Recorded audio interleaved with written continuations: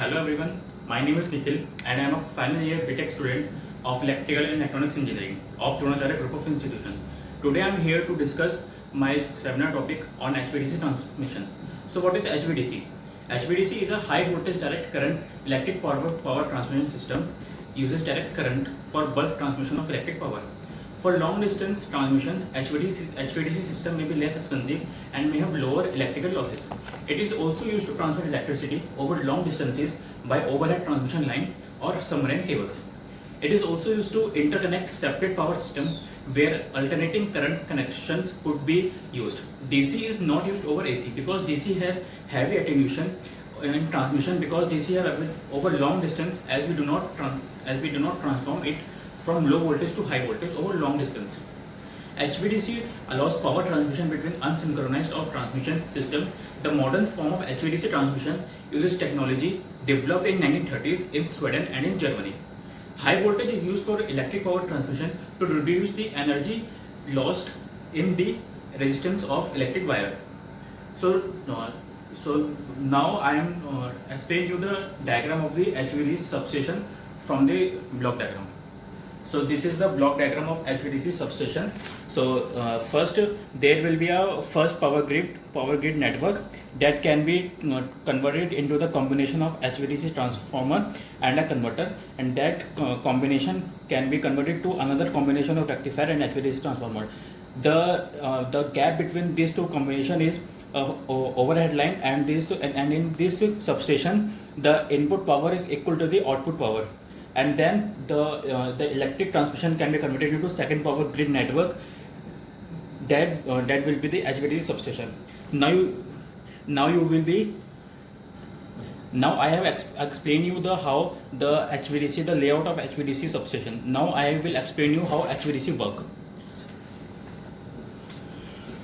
So HVDC power system uses DC for transmission of bulk power over long distance. HVDC line increases the efficiency of transmission lines, due to which the power is rapidly transferred in combination of AC and DC system. The generated DC voltage is converted into DC at the sending end. Then DC voltage is converted to the AC at receiving end for distribution purposes.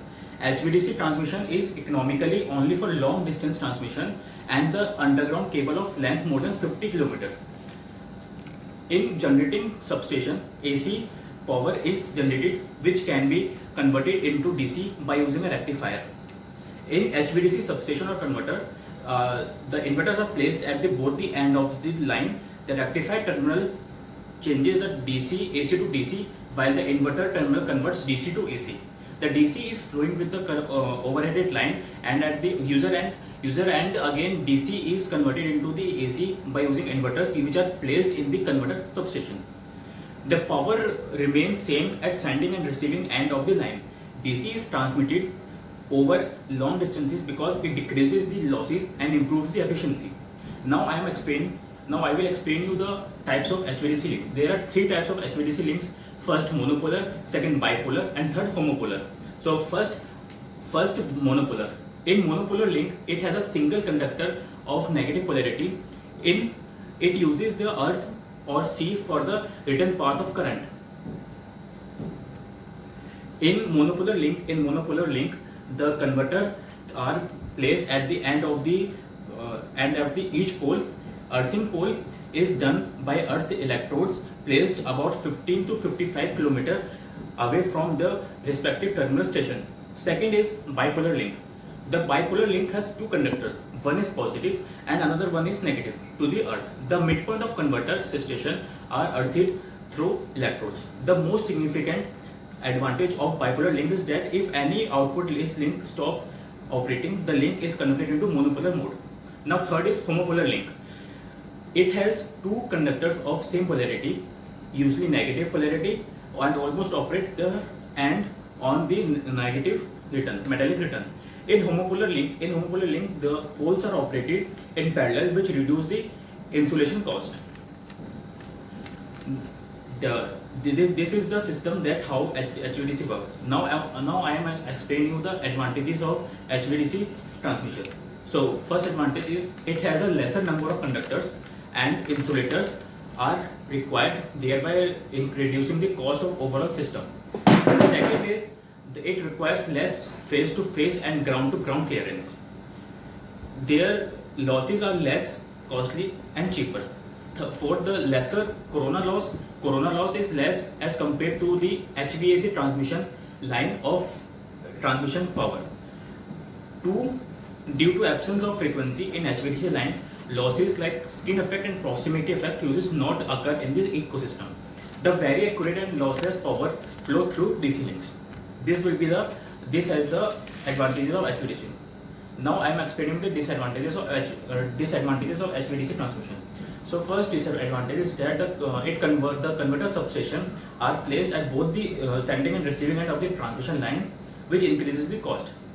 Inverter and rectifier terminates generate harmonics, which can be reduced by using active filters, which also very expensive.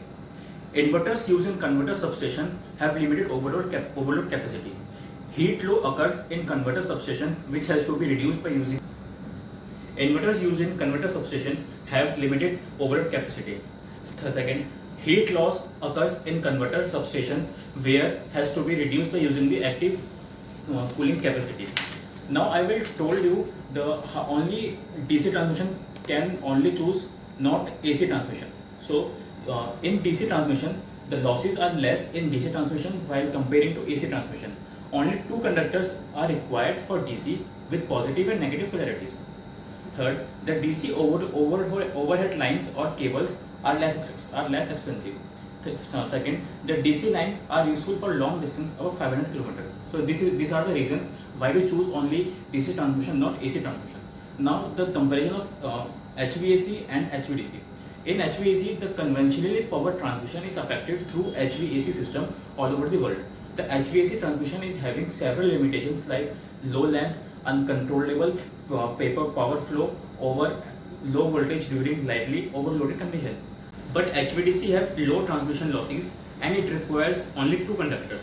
Now I will tell you the basic needs for HVDC.